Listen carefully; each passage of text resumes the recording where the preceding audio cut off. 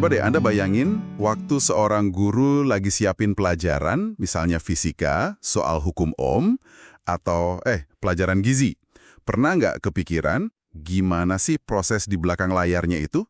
Gimana guru bisa nentuin, oke, ini yang penting buat dipelajarin, terus ini cara ngajar terbaiknya, dan yang paling krusial, gimana saya tahu murid saya beneran paham? Hari ini kita mau coba bongkar dapurnya para pendidik.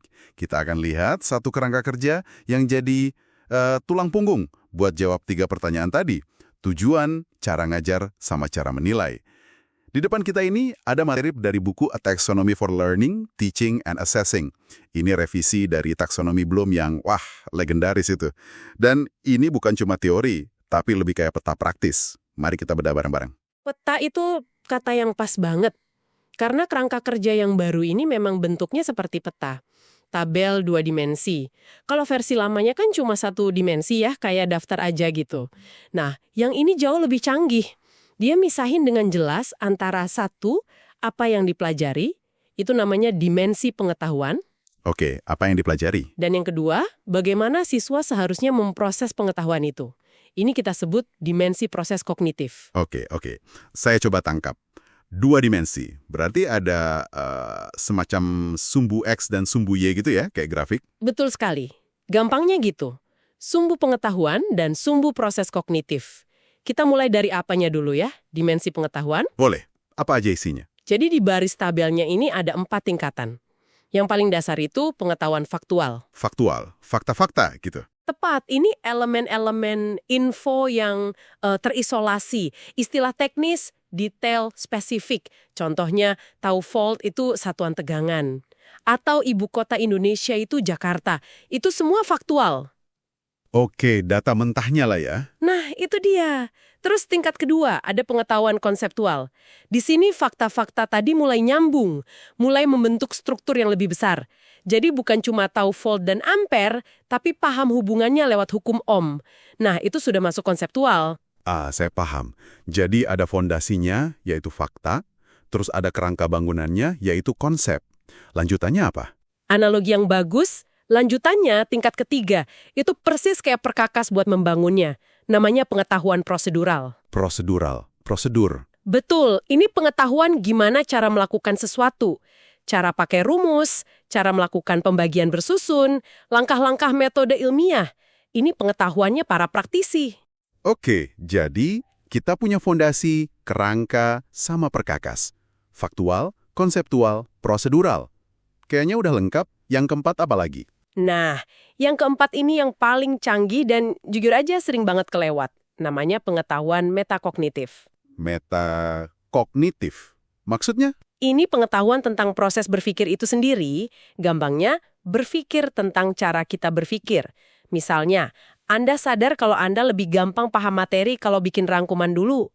Itu pengetahuan strategis, bagian dari metakognitif. Wah, oke. Jadi waktu saya sadar misalnya, saya ini lemak banget kalau nulis esai tapi jago kalau ngeritik tulisan orang, itu juga metakognitif. Tepat sekali. Itu namanya pengetahuan diri sebagai pembelajar.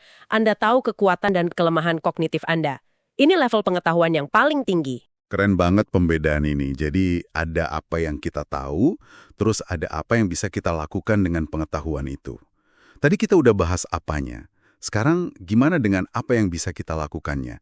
Proses berpikirnya. Nah, itu dia. Dimensi kedua, dimensi proses kognitif. Ini kolom di tabel kita.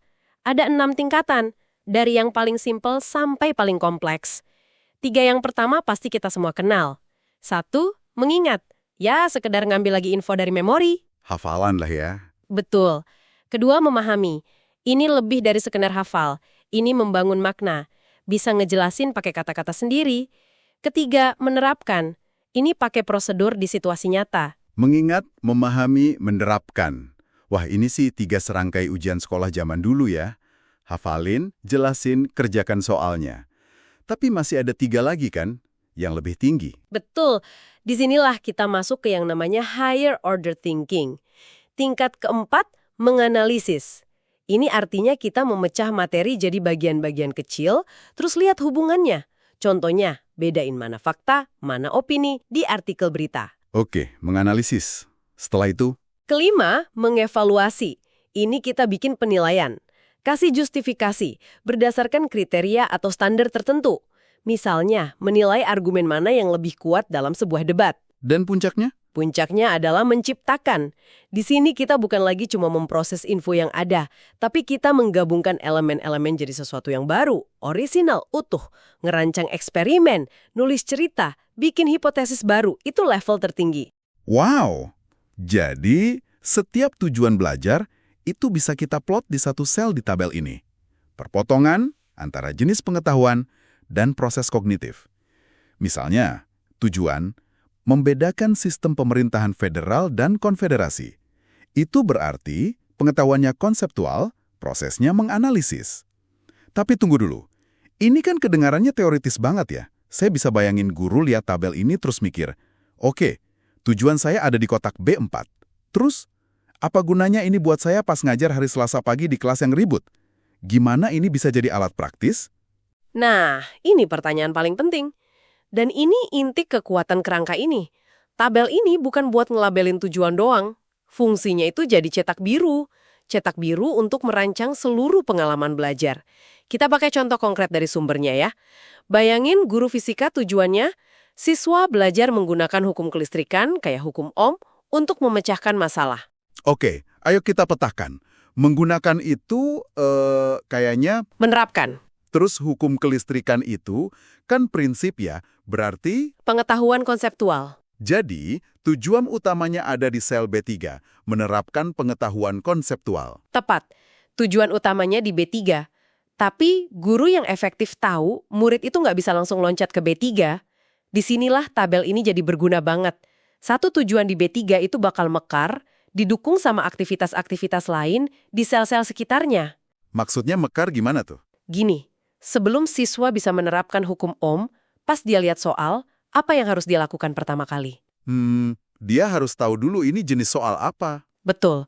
Dia harus bisa identifikasi, oh ini masalah sirkuit seri, atau ini paralel. Proses identifikasi tipe masalah ini kan namanya mengklasifikasikan. Itu proses di bawah memahami pengetahuan konseptual. Jadi kita butuh aktivitas di sel B2. Masuk akal. Oke, udah tahu tipe masalahnya. Terus? Dia harus milih hukum yang pas kan? Mungkin dia tahu beberapa hukum. Nah, proses memilih mana yang relevan itu adalah membedakan bagian dari menganalisis pengetahuan konseptual. Itu kita main di sel B4. Oh, jadi udah nyentuh sel B2 terus B4. Benar. Baru setelah itu, dia bisa beneran pakai prosedur hitungannya. Yaitu menerapkan pengetahuan prosedural. Itu ada di sel C3. Wah, jadi ini bukan satu tujuan satu kotak ya. Ini kayak satu tujuan utama tapi punya tim pendukung di seluruh peta. Ini ngejelasin kenapa kadang belajar itu rasanya kompleks. Karena buat bisa menerapkan satu hal, kita diam-diam harus memahami, menganalisis, bahkan mengingat banyak hal lain. Persis. Guru yang hebat bahkan mungkin akan ngajarin strategi buat ngecek ulang kerjaan mereka. Itu kan proses monitoring diri. Nah, ini udah masuk ranah pengetahuan metakognitif. Bisa di sel D1 atau D3. Jadi dari satu tujuan simpel di B3, aktivitas belajarnya nyebar ke B2, B4, C3, bahkan sampai D3. Kerangka ini bikin kompleksitas itu jadi kelihatan dan bisa direncanakan. Oke, ini beneran mengubah cara pandang saya soal desain pelajaran. Terus penilaiannya gimana? Kalau belajarnya nyebar, berarti penilaian yang bagus juga harus mencerminkan itu dong. Bukan cuma nguji tujuan akhirnya aja. Tepat sekali. Penilaian yang dangkal cuma akan fokus di jawaban akhir yang benar. Di contoh kita tadi, itu cuma nguji sel C3, kemampuan ngitungnya. Padahal bisa aja siswa salah hitung, tapi proses mikirnya udah benar. Atau sebaliknya jawabannya benar karena nyontek. Dan guru nggak akan pernah tahu di mana letak masalah sebenarnya. Benar. Penilaian yang kaya, yang formatif, itu akan ngasih poin buat prosesnya. Mungkin ada poin karena siswa berhasil mengklasifikasikan masalahnya dengan benar. Itu nguji sel B2. Ada poin lagi karena dia milih hukum yang tepat. Itu nguji sel B4. Jadinya penilaian itu bukan cuma ngasih stempel benar atau salah, tapi jadi alat diagnosis. Jadi, kalau saya simpulkan ya, ada benang merah yang kuat banget di sini. Harus ada kesesuaian mutlak antara apa yang mau dicapai, cara mencapainya, sama cara mengukurnya. Semuanya harus nunjuk ke titik yang sama di peta. Anda baru saja mendefinisikan konsep paling penting dalam kerangka kerja ini. Namanya alignment atau kesejajaran. Alignment itu ia tingkat kesesuaian antara 3 pilar itu. Tujuan pembelajaran, aktivitas instruksional, dan tugas penilaian. Kalau ketiganya sejajar artinya sama-sama targeting sel yang sama di tabel, nah proses belajar mengajarnya jadi super efektif. Sebaliknya, apa yang terjadi kalau nggak sejajar? Saya yakin ini masalah yang umum banget. Misalnya nih, guru sastra di kelas ngadain diskusi seru banget. Analisis karakter, tema, itu kan level menganalisis atau mengevaluasi ya. Tapi ujian akhirnya pilihan ganda soal detail plot. Siapa ngomong apa di halaman berapa. Itu kan murni mengingat fakta. Itu contoh klasik dari misalignment atau ketidaksejajaran. Dampaknya bisa sangat merusak. Pertama, muridnya jadi bingung. Di kelas mereka belajar kalau mikir kritis itu penting. Tapi mereka juga belajar kalau yang nentuin nilai mereka itu hafalan. Jadi coba tebak mana yang bakal mereka prioritasin. Ya hafalan jelas. Mereka akan main sesuai aturan ujian, bukan semangat belajarnya. Bisa matiin motivasi itu. Tepat. Kedua, gurunya nggak dapat data yang valid. Guru bisa aja nyimpulin, oh murid saya nggak paham. Padahal mereka nggak pernah dikasih kesempatan buat nunjukin pemahaman mereka di ujian. Itu dia, apa yang diajarkan dan apa yang diuji, itu dua hal yang beda. Sumber kita ini menyebutnya salah satu masalah paling kronis di dunia pendidikan. Aktivitas di kelasnya seru, tapi nggak nyambung ke tujuan dan penilaiannya.